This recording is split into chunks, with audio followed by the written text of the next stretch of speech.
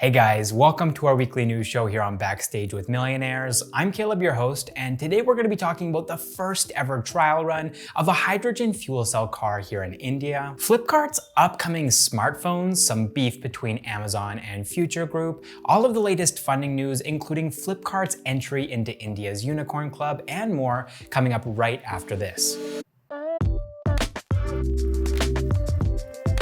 Alright, so first up in the news, let's talk about the first ever trial run of a hydrogen fuel cell car that's an HFC car here in India. So this trial run was conducted by India's Council of Scientific and Industrial Research in partnership with KPIT Technologies. So basically what they did here was they took a battery operated car and retrofitted it with a 10 kilowatt electric cell stack. They obviously didn't push the car to its limits, but it has a 1.75 kilo hydrogen tank, which means that it would probably be able to travel approximately 250 kilometers in Indian conditions at a speed of between 60 and 65 kilometers per hour. Which raises the question of whether or not people would actually be interested in buying an HFC car for themselves for personal use. Now, I don't actually have an answer to that specific question, but what I do know is that currently, the way that it's being developed, this technology is actually aimed at helping buses and trucks. So at the moment, electric buses and trucks have to have pretty big batteries in order to travel long distances. And so the great thing about HFC buses and trucks is that their batteries are smaller, meaning they take up less space and they weigh less, but at the same time, they're able to travel similar distances to conventional electric buses and trucks. And because the only byproduct of HFC technology is water, the carbon footprint of HFC buses and trucks is essentially limited to whatever carbon is produced during the manufacturing of these vehicles. In the future, when these HFC buses and trucks are driving along the roads of India,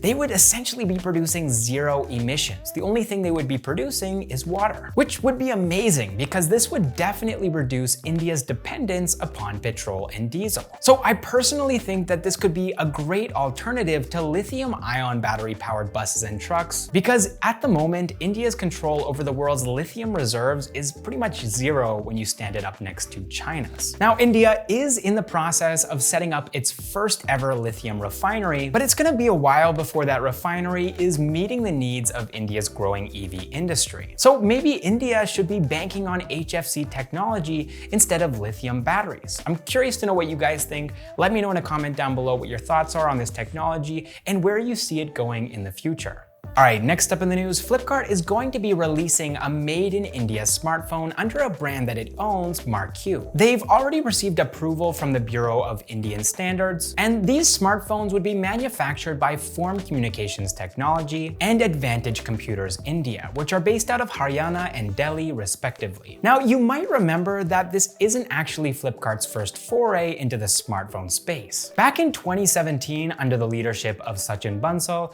Flipkart launched a smartphone under the brand name Billion. Unfortunately, at the time, the smartphone space in India was dominated by brands like Oppo, Vivo, and Xiaomi, and so Billion really didn't take off and pretty much disappeared. Now though, as you probably already know, India's focus has changed. At the moment, there's a very strong anti-China sentiment and made in India products are more popular than ever. And so Flipkart decided, hey, why don't we try smartphones again with MarQ? MarQ, by the way, has been around since 2017, but up until this point, they've only been making products like televisions, ACs, microwaves, and washing machines. These MarQ products are typically priced between 10 and 20% lower than competing products, which gives me hope that these Flipkart smartphones are affordable, yet also high quality. That being said though, Jio is planning on launching a smartphone that's going to be priced at around 4,000 rupees or approximately $50 US.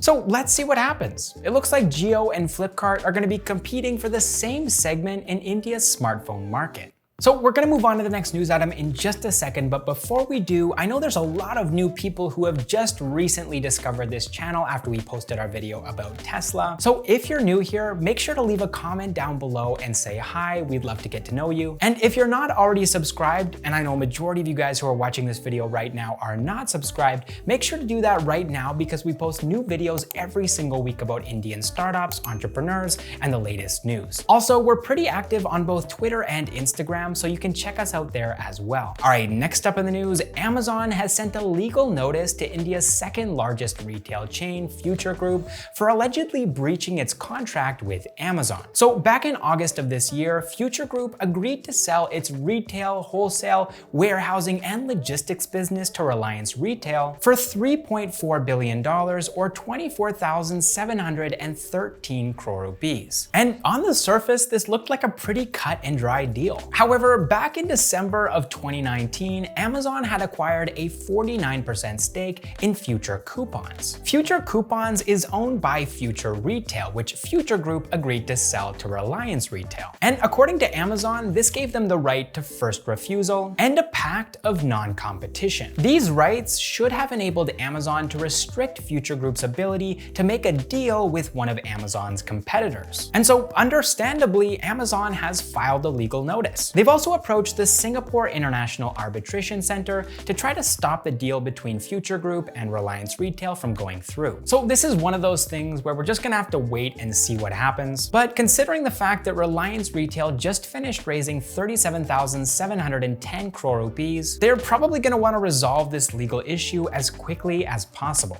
All right, moving on to some funding news now. Digital payment startup Razorpay has raised $100 million, that's 733 crore rupees from GIC, Sequoia Capital, Ribbit Capital, Y Combinator, and Matrix Partners. With this round of funds, Razorpay has become the 6th Indian startup to become a unicorn during this pandemic. Founded by Harshil Mathur and Shashank Kumar in 2014, Razorpay offers a payment gateway to help startups and small businesses to accept, process, and disperse online payments from their customers. The company was started in Harshil's house in Jaipur and was rejected by 100 bankers before finally being selected by Y Combinator in 2015, which helped them to validate their idea and get early customers. Today, it's one of the leading payment gateways in India with clients like Oyo, Cred, Flipkart, Zomato, and Swiggy. Its payment platform is used by nearly 10 million customers, and the company expects to process transactions worth $25 billion next year. With these latest funds, Razorpay is looking to expand its neobanking service Razorpay X, and they're also planning on offering their customers collateral-free loans through Razorpay Capital. All right, next up in the funding news, agri-tech startup Ninjacart has raised $30 million from Flipkart and Walmart. This deal is going to help Flipkart to strengthen its partnership with Ninjacart at a time when online grocery delivery is witnessing rapid growth and Flipkart has been unable to get a food retail license. Ninjacart is a fresh agricultural produce supply chain startup that helps farmers to sell their products directly to retailers and restaurants. Flipkart first invested in Ninjacart in December of last year, and they've been using Ninjacart's fresh produce supply chain to strengthen their product offerings on their Supermart platform, as well as with their hyper-local delivery service, Flipkart Quick. Ninjacart is going to be using these fresh funds from Flipkart and Walmart to expand into new markets and build new offerings for emerging customer segments. All right, next up in the funding news, augmented reality startup Avatar.me has raised $7 million, that's 51 crore rupees, in its Series A round from Sequoia Capital. Avatar.me is an AR platform that empowers businesses by providing a hyper-realistic 3D shopping experience to their customers. The startup is already working with more than 20 different brands across categories like e-commerce, consumer electronics, automotive manufacturing, and FMCG across the United States, India, and Southeast Asia. With the amount of offline footfall decreasing during the pandemic and the demand for contactless buying increasing, the startup claims to have grown its business by 3x. The startup is going to be using these fresh funds to boost its research and development efforts while expanding into major AR markets like the UK, Germany, and Japan.